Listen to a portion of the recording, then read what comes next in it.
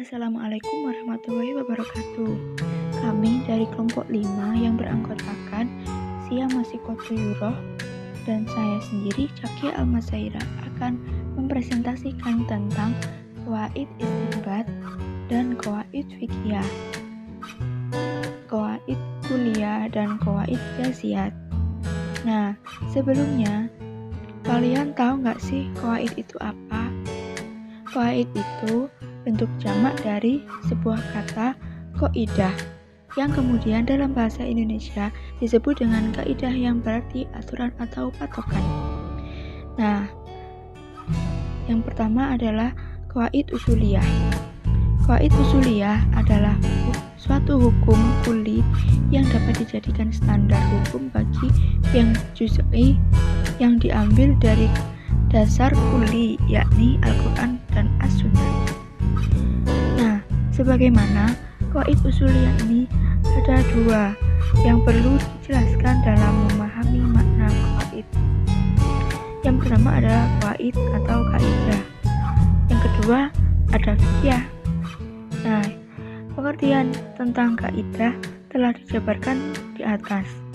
Nah, kali ini langsung saja difokuskan kepada pengertian qawaid. Nah, pengertian kaidah usuliyah ini bisa disebut dengan kaidah istinbatiyah atau kaidah lughawiyah.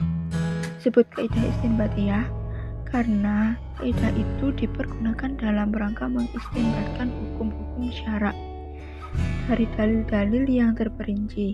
Disebut kaidah lughawiyah karena kaidah ini merupakan kaidah yang dipakai ulama berdasarkan makna, susunan gaya bahasa, dan juga tujuan ungkapan-ungkapan yang telah ditetapkan oleh para ahli bahasa Arab. Telah diadakan penelitian-penelitian yang bersumber dengan kesusastraan Arab. Nah, mereka membuat kaidah yang digunakan untuk mengetahui metode istinbat hukum dan mampu mengkompromikan di antara non-nas yang dari segi lahirnya nampak saling bertentangan, serta mampu mentakwil dan menaskan secara lahiriah tidak sejalan dengan ketentuan hukum agama yang pasti serta terhindar dari kesalahan dalam istinbat hukum dengan kaidah-kaidah itu. Nah, tujuan syariah Islamiyah dari nas-nas yang dipandang sebagai sumber pokok itu, yang pertama adalah qawaid al-lughawiyah, merupakan kaidah yang digunakan sebagai cara untuk memperoleh hukum dengan cara lebih mempertimbangkan aspek-aspek maqasid. Selanjutnya adalah urgensi qawaid usuliyah. Nah, apa sih tujuan qawaid usuliyah ini? Tujuannya mempelajari qawaid usuliyah pada dasarnya sama dengan tujuan pelajari usul fikih. Nah, tujuan tersebut adalah membuka jalan untuk mengetahui hukum-hukum syariat dan mengetahui cara-cara istinbat dan istidlal hukum. Dengan demikian, kaidah usuliyah membahas tentang kaidah-kaidah. Dengan demikian, kaidah usuliyah ini membahas tentang kaidah-kaidah yang melaksanakan istinbat, menggariskan jalan yang harus ditempuh dalam menggali hukum, dan menerangkan tingkatan-tingkatan dalil secara keadaan menyertai sebuah dalil. Itu urgensi qawaid usuliyah. Nah, selanjutnya adalah metode perolehan kaidah usuliyah. Selanjutnya adalah metode perolehan kaidah usul. Nah, usuliyun ini membagi metode memperoleh kaidah usul menjadi 3 bagian, yakni metode mutakalimin, ahnaf, dan metode campuran yang masing-masing memiliki karakteristik tersendiri. Metode yang pertama adalah metode mutakalimin, yang disebut juga sebagai metode syafi'iyah. Nah, kaidah ini dipergunakan untuk memproduksi kaidah-kaidah serta mengeluarkan konun-konun usuliyah dari penggalian lafadz serta memperhatikan uslub bahasa Arab. Metode ini dalam penyusunannya ditempuh melalui pembuktian terhadap kaidah-kaidah bahasa ilmu ini secara logika dan rasional. Dalam arti, perhatian tidak diorientasikan pada aplikasi kaidah-kaidah tersebut terhadap hukum yang diistinbatkan oleh para mujtahid atau hubungan kaidah tersebut dengan masalah furu', melainkan apa yang apa yang dianggap rasional dan terdapat dalil yang mendukungnya. Nah, adapun unsur-unsur pokok kaidah versi mutakalimin sebagai berikut. Yang pertama adalah adanya kesesuaian antara hukum akliyah dan hukum kalamiah atau nakli. Yang kedua, bab penggunaan ilmu logika. Yang ketiga, adanya dalil-dalil lafziyah dengan segala problematikanya. Yang keempat, adanya hukum-hukum syara yang dijadikan sebagai hujjah. Nah, metode Ahnaf. Sebagai metode keduanya dalam memperoleh qawaid usuliyah disusun oleh Imam Abu Hanifah dengan jalan melakukan istiqra atau induksi terhadap pendapat-pendapat imam sebelumnya. Metode ini mengumpulkan pengertian, makna, dan batasan-batasan yang dipergunakan sehingga dapat diambil konklusinya. Yang selanjutnya adalah metode campuran, yang merupakan fusi antara metode mutakalimin dan metode Ahnaf. Dalam tataran praktisnya, metode ini tetap memperhatikan kaidah-kaidah usuliyah yang ada dan mengemukakan dalil atas kaidah tersebut. Selain itu juga memperhatikan aplikasinya terhadap masalah fikih far'iyah dan relevansi terhadap kaidah tersebut.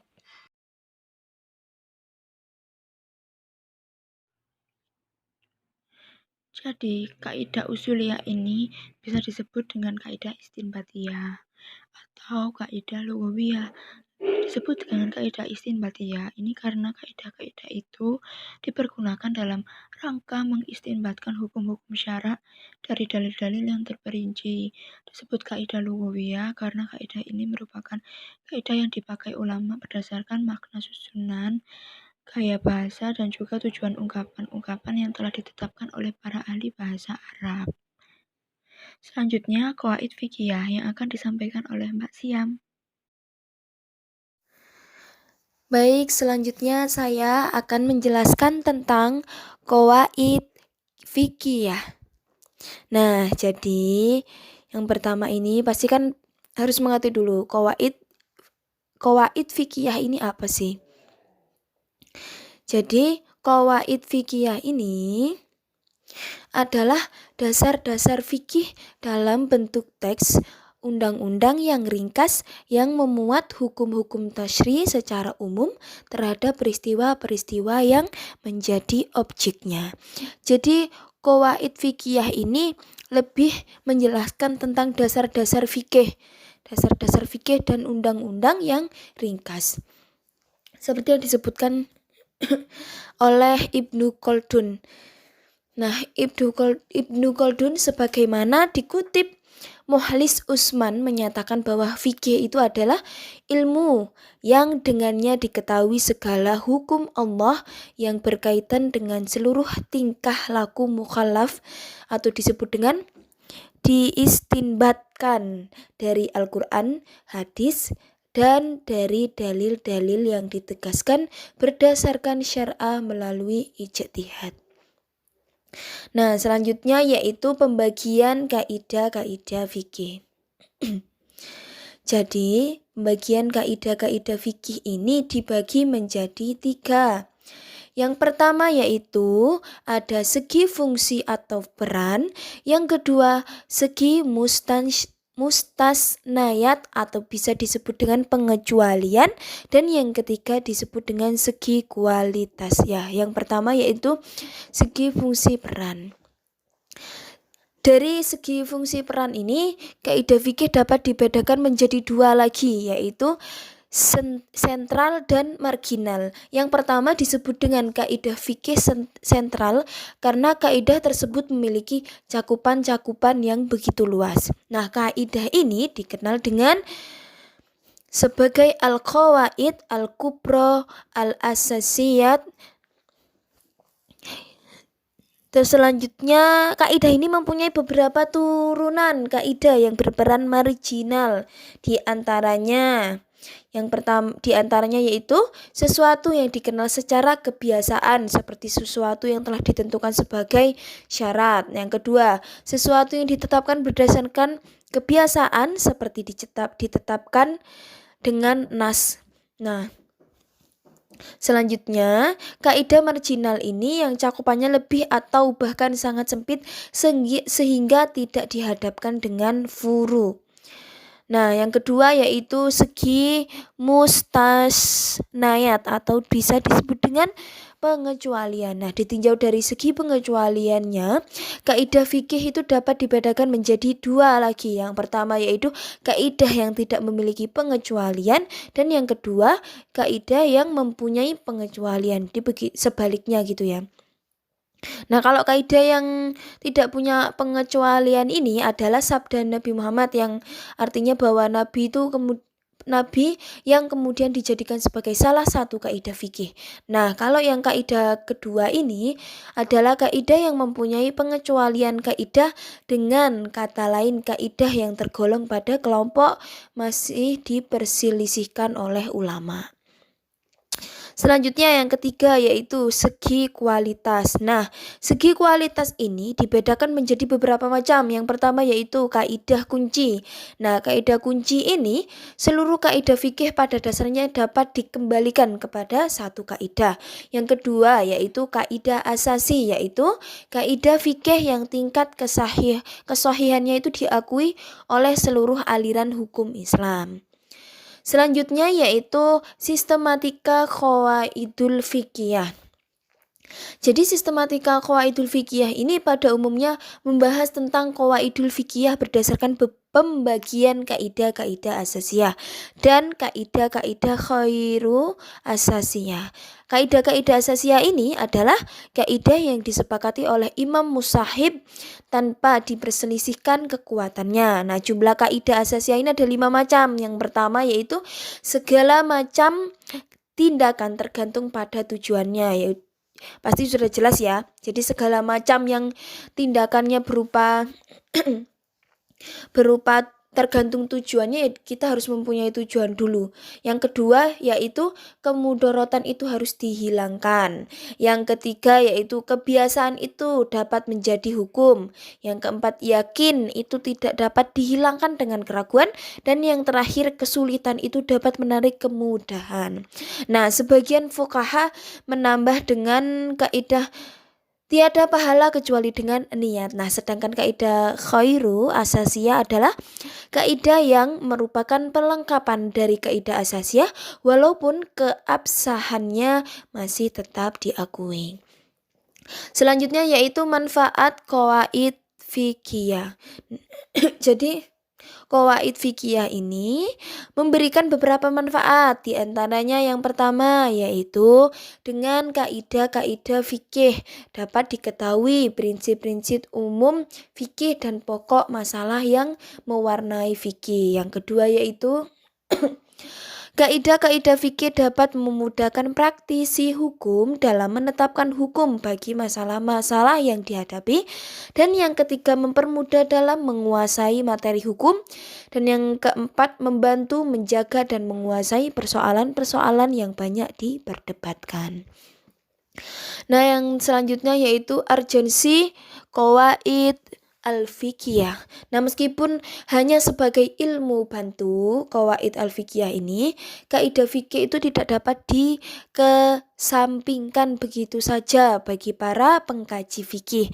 Ia juga merupakan bagian tak terpisahkan dari studi hukum Islam secara keseluruhan. Tanpa memahami kaidah fikih, pemahaman tentang hukum Islam tentunya tidak akan komprehensif. Nah, selain itu, kaidah fikih itu juga memiliki posisi yang signifikan bila ditinjau dari setidaknya 2 sudut. Nah, dari selain itu kaidah fikih ini juga memiliki posisi yang signifikan bila ditinjaukan dari setidaknya ada 2 sudut. Yang pertama yaitu sudut sumber. Nah, sudut sumber ini apa? Sudut sumber ini merupakan media bagi peminat fikih Islam untuk memahami dan menguasai maqasid al-syariah. Karena dengan mendalami beberapa nas, ulama dapat menemukan persoalan esensial dalam satu persoalannya. Yang kedua yaitu dari segi istinbat al-ahkam. Kaidah fikih mencakup beberapa persoalan yang sudah dan belum terjadi. Oleh karena itu, kaidah fikih itu dapat dijadikan sebagai salah satu alat dalam menyelesaikan persoalan yang terjadi yang belum ada ketentuan atau kepastian hukumnya. Nah, selanjutnya ada kedudukan qawaid al-fiqhiyah. Nah, setelah membahas tadi ya yang tentang urgensi qawaid al-fiqhiyah, maka yang menjadi pertanyaan berikutnya ialah di mana sih posisi atau kedudukan kaidah fikih itu? Nah, dalam hal ini ulama membedakan lagi menjadi dua, yaitu kaidah fikih sebagai pelengkap dan kaidah fikih sebagai dalil mandiri. Nah, kaidah fikih sebagai pelengkap ini dalam artian bahwa kaidah fikih ini digunakan sebagai dalil setelah menggunakan dua dalil pokok, yaitu Al-Quran dan Sunnah. Nah, kedudukan kaidah fikih ini sebagai dalil pelengkap sama sekali tidak diperdebatkan oleh ulama. Yang selanjutnya yaitu kaidah fikih sebagai dalil mandiri. Nah, dalam arti bahwa kaidah fikih digunakan sebagai dalil hukum yang berdiri sendiri tanpa menggunakan dua dalil pokok. Dalam hal ini para ulama membedakan pendapat tentang kedudukan kaidah fikih sebagai dalil hukum tersendiri, hukum mandiri. Selanjutnya yaitu perbedaan antara qawaid usuliyah dan qawaid fikiyah. Nah, pada masa awal qawaid usuliyah dan qawaid fikiyah ini dianggap merupakan satu kesatuan ilmu. Yang pertama kali membedakan secara tegas antara kedua disiplin ilmu ini adalah Shihab al-Din al-Khurafi dalam muqaddimah bukunya Al-Furuq. Al-Khurafi menyatakan bahwa syariat Nabi Muhammad SAW itu memuat usul dan furu'. Usul ini terbagi menjadi dua, usul fikih pada umumnya dan qawaid kuliah fikih, kaidah fikih. Jadi usul fikih pada umumnya ini hanya membahas tentang kaidah-kaidah hukum yang muncul dari kata-kata bahasa Arab secara khusus. Seperti contoh, amr. Nah, amr ini kan menunjukkan makna wajib dan nahi ini menunjukkan makna haram. Nah, selanjutnya yaitu qawaid kuliah fikih. Nah, kaidah fikih ini berjumlah sangat banyak dan mencakup tentang berbagai rahasia dan hikmah syar'ah. Nah, masing-masing kaidah ini memiliki furu' yang tidak terhitung, namun tidak ada satupun yang dibahas dalam usul fikih, meskipun keberadaan diakui oleh usul fikih secara global.